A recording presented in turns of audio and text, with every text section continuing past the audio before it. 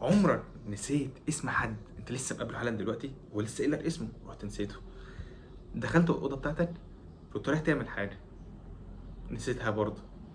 خلي بالك انت مش لوحدك، بس عادي. في هقول لك على 5 خطوات علميه مثبته، دي هتساعدك تقوي الذاكره بتاعتك وهتفرق معاك جدا. رابع خطوه اهم خطوه فيهم وممكن تغير حياتك حقيقي، فيلا نبدا. انا شريف موسى، فما تنساش تعمل سبسكرايب ولايك عشان مش تقول الشخص اللي كان لابس بيج وتعمل سيرش عنه على اليوتيوب. فاعمل سبسكرايب دلوقتي ولايك عشان تتابعني تطوير الذات، ونتعلم لغات سوا وانجليش والماني، وهنتعلم حاجات كتير جدا حقيقي هتفرق معاك قوي. اول حاجه حول المعلومه لصوره. احول المعلومه لصوره، يعني مثلا الحقيقة المخ بيحب ان انت معلومات والحاجات اللي عندك تبقى لازم في هيئه صوره. يعني مثلا مثلا انت عارف واحد مثلا، حد اسمه احمد مثلا، احمد الجزار، انت عايز تحفظ الاسم ده، فانت تخيل مثلا احمد لابس مثلا لبس سباحه مثلا واقف جنب جزار مثلا. انت تخيل صور في دماغك، الحاجات دي حقيقي بتفرق معاك في تعديل في الذاكره بتاعتك، لان المخ بيحب الصور. قدم الحاجات دي مضحكه بالنسبه لك بس هي حقيقي هتفرق معاك. استخدم تقنيه القصه. ايه هي استخدام تقنيه القصه؟ انت مثلا انت رايح مثلا تشتري مثلا حاجات مثلا مثلا تونه، رايح تشتري لبن وموز مثلا، عايز تعمل عصير موز بلبن. انت مثلا هتروح، هتخيل مثلا ان انت مثلا رايح السوبر ماركت، لقيت موزة بتجري ورا لبن، آه، فبقت موز بلبن، لقيت علبة تونة هتوت.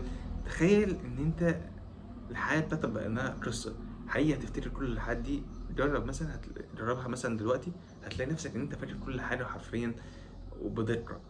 لكن تخيل انت تقعد ترص الحاجات كلها فوق بعضها، صدقني هتبقى فاكر حاجة. وجرب الحاجات دي وصدقني هتفرق معاك، انا واثق من الكلام اللي انا بقوله.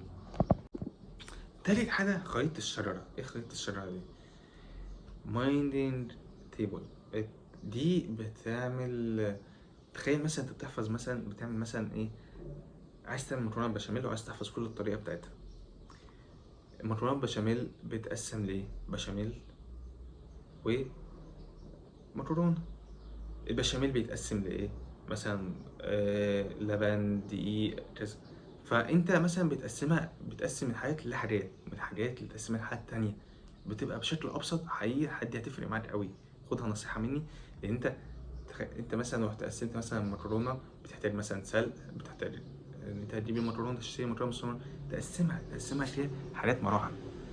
هي تقنية الفاصل الزمني. ايه تقنية الفاصل الزمني دي؟ ان انت تاخد حاجة على فترات.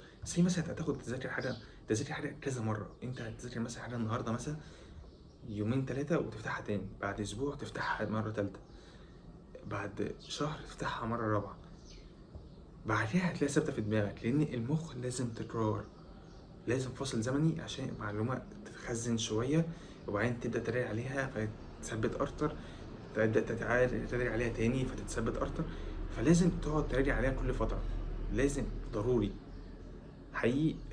في حتة الفاصل الزمني دي بتفرق جدا. جرب انت تذاكر مثلا حاجة مرة واحدة، هتروح الامتحان كأنك ولا أصلا وانا فتحت لحد قبل كده، انا شفت المنهج ده أصلا قبل كده، ما طبيعي. خامس حاجة ان انت لازم تنام كويس، لازم تنام 8 ساعات. تخيل انت مثلا مطبق مثلا 24 ساعة انت قاعد تذاكر كل المعلومات اللي انت بتذاكرها دي كلها اغلبها يعني ايه، نسبة كبيرة منها كلها هترمى على الأرض. لأن أنت المخ مفيش راحة، شغال شغال شغال شغال، مفيش راحة. لازم الإنسان الطبيعي أقل حاجة من 8 ساعات. 8 ساعات عشان دماغك أساسا تبدأ، المكنة تبدأ تشتغل. أنت تخيل أنت مكنة أنت مشغلها 24 ساعة 24 ساعة 24 ساعة، مفيش راحة، فخلاص طبيعي إنها هتبوظ. لازم تنام 8 ساعات عشان تبدأ تعرف تظبط الذاكرة بتاعتك وتعرف تعمل إن أنت تعرف تذاكر بتركيز. سادس حاجة إن أنت تاكل أكلات صحية اللي هي تشجع على الذاكرة، زي مثلا السمك، حاجات فيها اوميجا 3. الحاجات دي بتفرق جدا جدا جدا وهتخلي في نمو في الذاكرة عندك. فحقيقي الاوميجا 3 مهمة جدا. لو عجبتك الخطوات دي فابدأ فيها دلوقتي وارجع قول لي ايه اللي حصل لك وانت وصلت للحتة دي في الفيديو. فانا حقيقي مبسوط ان انت وصلت للحتة دي من الفيديو، وربنا يوفقك في حياتك. سبسكرايب دلوقتي ولايك عشان تتابعني وعشان توصل ونطور من ذاتنا، وتبقى حاجة حرفيا هتفرق معاك كتير قوي. الحاجات دي كنت بتمنى